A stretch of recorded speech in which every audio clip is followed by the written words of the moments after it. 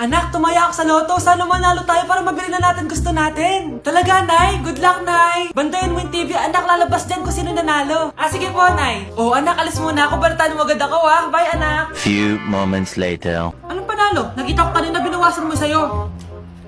Ako panalo. Asan na? Mars, dami mo ng panalo, ah. Naku, Mars, keep up naman kayo. Mars, pinagkakalat daw ni Rosa na nilalandi mo daw yung asawa niya. Yung asawa niya mukhang talampakan. Nay! Nay! Ano ba, anak? Huwag ka magulo dito. Nanalo tayo sa loto! Nanalo tayo sa loto! Nanalo tayo sa loto! Paano ba yan? Mayaman na ako. Wow! Balato naman, Mars! Balato? Sige, dahil mabait ako, paghati-hatiin niyo na to. Salamat, Mars! Ang yaman-yaman ko na! Nay! Yes, anak? It's a prank! Dahil mabait ako, paghati-hatiin niyo na to. Halika bata, kakatayin na kita! Ay, yung buhok ko sa mga. Yun din mo, bro. Okay. Nakag yung ano. Wala to na to. Ah! Nay! Ulit!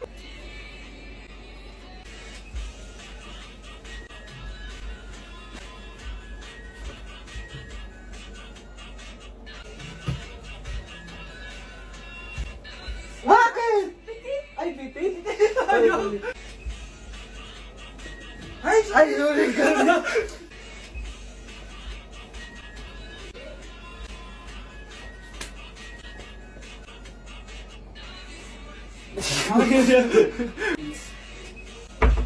Anak, sigurado ka na bang itutuloy mo yung pagpunta mo sa ibang bansa? Huwag ka na malungkot, Nay. Kailangan ko magtrabaho doon. Para sa inyo ni Kyle. Ate, mamimiss ka namin. Basta anak ha, palagi kang mag-iingat doon. Kapag inaabuso ka nila, tawagan mo lang ako. Ano ka ba, Nay? Think positive lang tayo, ha? Sige na, baka malate pa ako sa flight ko. Bye-bye na, mamimiss ko kayo. Bye, anak. Nay, tumatawag si ate. Talaga? Hello, anak. Kamusta ka na? Nay, nakuha ko na sweldo ko. Nagpadala pala ako sa inyo, ha? Kumain kayo sa labas. Salamat sa binigay mo, anak, ha? Okay ka lang ba? Kapag may problema ka, tumawag ka lang, ha? Opo, Nay. Mababait yung mga amo ko. Huwag ka mag-alala. Nay, may pinadala si ate, oh. Nakamaleta pa. Surprise, Nay! Mga damit at sapatos yan para sa inyo. Siyempre, may chocolate din. Naku, anak, nag-abala ka pa. Pero salamat, ha? Sana inipon mo na lang yung pinanggas mo dito. Okay lang, Nay. Tinaasan nga nila yung sweldo ko kasi magaling daw ako maglinis ng bahay. Sige, anak. Galingan mo palalo, ha? Wow, ang daming laman! Bakit di sumasagot si Scarlett? Baka busy. Anak, tumawag na ba ate mo? Ilang araw na siyang di tumatawag, ah. Nay, may tumatawag. Ay, salamat sa Diyos, tumawag na. Hello, anak. Nay, may pinadala ulit sa ate. Ang bigat. Ano? Anong nawawala? Ano kaya naman nito? Hello? Hello?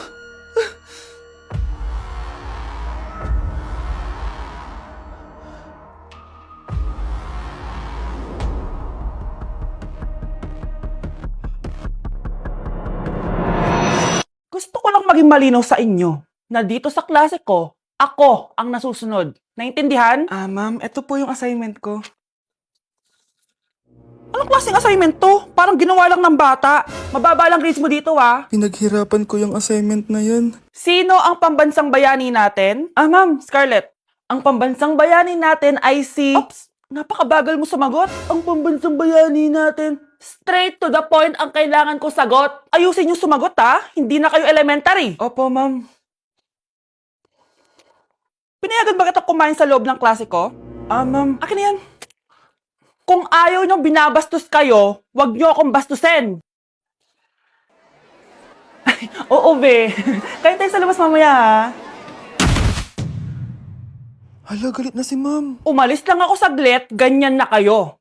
First meeting pa lang natin, pinapakita nyo ng mga ugali nyo. Buti pa yung kabilang section, tahimik lang. Kayo na ata ang worst section na napuntahan ko. Kung kami ang worst section, ikaw ang worst teacher. Sorry po, ma'am. At dahil dyan, bibigyan ko kayo ng maraming assignment. Ma'am? Oh, Scarlett, kamusta ka? Sana ikaw na lang ulit teacher namin. Ang sungit ng bago naming teacher, eh. Hayaan mo. Next quarter, ako na ulit ang magiging teacher nyo. Talaga, ma'am? Thank you, Lord! Nay, ang taas ng grades ko! Congrats. Kain tayo sa labas, Nay. Sabi niyo, pag mataas grades ko, kakain tayo. Wala akong time, anak. Nay, nagugutom po ako. Anak, may ginagawa ko. Nay, di po ba kayo magluluto? Ano ba yung anak? Ang tanda mo na, di mo pa rin kaya magluto para sa sarili mo? Kita mo, ang dami kong ginagawa dito. Storbo to. Sige po, Nay. Ako na lang po magluluto. Mari! Oh, Mari, ba't parang takot ka? Ang dami na kasi nawawalang bata sa barangay natin. Yung kapitbahay natin, 4 na araw na nawawala yung anak niya. Baka naman nag-away lang sila tapos lumayas yung anak niya. Basta ikaw, Scarlett, palagi kang mag-iingat, ha? Ah, sige po, tita. Masyado ka nagpapaniwala sa fake news, Mari. Nay, tignan niyo po yung drawing ko, oh. Ah, ang ganda, anak. Di mo pa naman nakita, eh. Nay, punta po kayo sa school bukas. Kakanta po ako sa stage. Oo, sige anak. Pupunta ako pag may free time ako. Talaga, Nay? Yay! Uy, Mare, kakanta anak mo ngayon. Hindi ka ba pupunta? Hindi na siguro, Mare. Marami pa akong gagawin. Hinihintay ka nun. Pagbigyan mo na, minsan lang. Naku, Mare, sagabal lang yun sa trabaho ko. Sige na, marami pa akong gagawin, no? Nasaan ka na ba, Nay? Malapit na akong tawagin. Hindi ka mahal ng nanay mo. Mahal ako ng nanay ko! Tao po! Bakit po, sir? Kayo ba yung nanay ni Scarlett? Opo. Ma'am, nawawala po yung anak nyo. Ano? Si Scarlett? Aware naman siguro kayo na maraming nawawalang bata dito sa barangay natin, ma'am. Scarlett? Yung iba, ma'am, hindi na namin nahanap. Napakawalang kwenta mong nanay. Disturb mo yan. Anak? Yes po, Nay. Maganda ka na. Pupunta tayo na reunion. Sige po, Nay. Huwag kang haharot dun, ha? Promise, Nay, hindi po ako haharot. Few moments later. Oh, mag-bless ka muna, ha? Sige na, mag-bless ka na. Ayan na naman tayo sa pag-bless, eh. Lagi na lang nagbe-bless. Bless po, tita.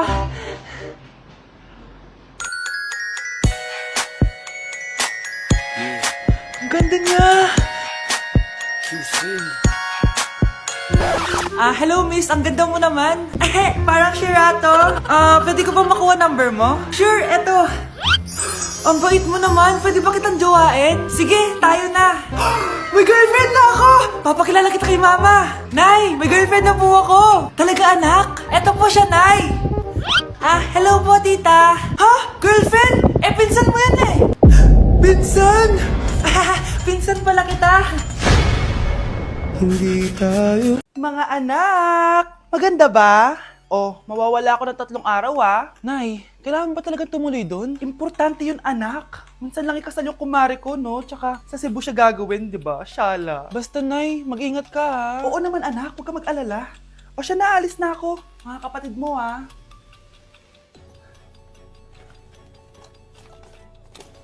Saan yung wallet ko? Ay, kuya! Balik tayo sa bahay. Nakalimutan ko yung wallet ko. Ano ba yan? Maliliit na ako. Saan na ba yan? Ito. Ano ba yan? Oras na. Mabuhay, ma'am. Welcome to Air Philippines. How can I help you? Ay. Miss. Dito po ba yung flight VD415? Yes po, ma'am. Check ko lang po. As per dito, ma'am, nakaalis na po yung aeroplano. Ha? Hindi ako pwede malit sa kasal na kumari ko. Kailangan ko umabol. Ma'am, kailangan niyo po ulit mag-rebook So, ang next available flight is bukas pa po, ma'am. Ano ba yan? Gawin mo ng paraan. Diyos ko, sayang lang pera ko. Wala palang kwenta tong airlines niyo eh. Uwi na nga lang ako. Sorry, ma'am. Oh, Nay, nandito ka na agad? Akala ko ba 3 araw ka mawawala? Di ayun, naiwan ako ng aeroplano. Alam mo, parang pinipigilan talaga ako ng universe makaalis eh. Nay, buksan mo yung TV. Ha? Bakit? Breaking news! Nandito tayo ngayon sa site kung saan nag-crash ang flight VD415. Ayon sa mga otoridad, walang nakaligtas sa mga pasahero nito. Kaya pala, kung nakasakay ako dun sa aeroplano na yun, patay na ako ngayon. Kapag pinirmahan mo to, akin na lahat ng mga kayamanan mo. Oh, pirmahan mo na. Tita, wala naman ako field trip hindi pa ba sinasabi ng teacher niyo na may field trip kayo? Anak, okay lang. Pipirmahan ko na to para makasali ka sa field trip niyo. Walang iya ka talaga, Rosa. Wala ka talagang titira sa akin, ha? Manda ka talaga sa akin. Mabilis ka talagang utuin, Susan. Salamat, Mare. Ramon, napapirma ko na siya. Atin na ang bahay, pera at mga ari-arian niya. Magaling ka talaga, Rosa. Kaso kailangan na natin kumilos na mabilis. Kasi sabi ng doktor, nagre-recover na yung mata niya. Ano? Kaya bukas na bukas din, papalayasin na natin sila. Total, nakuha na natin ang gusto natin. Nay, bakit mo pinirmahan yun, ha? Maliban natin kung ano nilalaman ng papel na yun. Huwag kang mag-alala, anak. Malapit nang matapos ang maliligayang araw ng tatay mo at ng kabit niya. Tita, bakit may dala kang maleta? Aba, syempre. Lilipat na ako dito sa bago kong bahay. Ano? Tay, ano ibig sabihin nito, ha? Nakalagay dito sa papel na pinirmahan ng nanay mo na amin na tong bahay, mga sasakyan niya at ang mga pera niya. Napakahayop nyo! Bakit ang ingay? Ano nangyayari? Nay, kinuha na nila lahat sa atin! Ayan, magsama kayo mag-ina. Ngayong nasa amin na ang lahat, pwede na kayong lumayas. Ramon, magse-celebrate tayo, ha? Ang galing nyo din, no? Ha? Nakakakita ka? Bago kayo mag-celebrate, i-check nyo muna kung pirma ko ba talaga yung nakalagay dyan. Hindi pwede to! Tay! Attorney! Kita mo naman kung anong ginawa na tong dalawang to, di ba? At nandito na rin ang ebidensya na magpapatunay na naghaharutan sila sa loob ng bahay ko. Anong gagawin niyo sa amin, ha? Mahal, huwag mo naman gawin sa amin to, please, oh. Magbabago ako, please. Oh, eh! Sorry kung natatapakan kayo pagka-love team nyo, ha? Arestuhin nyo na yung mga yan. Mag-celebrate kayo sa kulungan. Kayong dalawa, sumama na kayo sa akin sa presinto.